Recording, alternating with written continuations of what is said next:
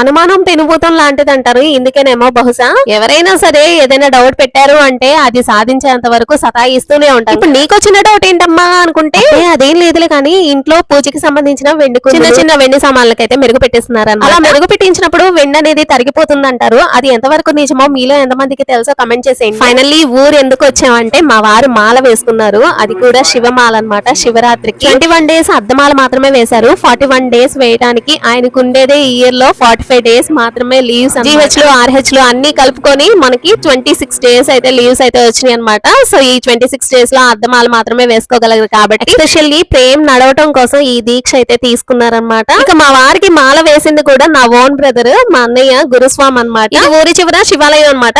ఇక్కడ శివలింగానికి డైరెక్ట్ గా మనమే అభిషేకం చేసుకోవచ్చు. శివాలయానికి అర్చకులు వచ్చేసరికి యూపీ పంతులు అనమాట. తెలుగు అంతంత మాత్రంగా మాట్లాడతారు. ఆయన మొత్తానికి దీక్ష స్వీకరించి ఇంటికైతే పీఠం పెట్టడానికి వచ్చేసారు. Please like and subscribe.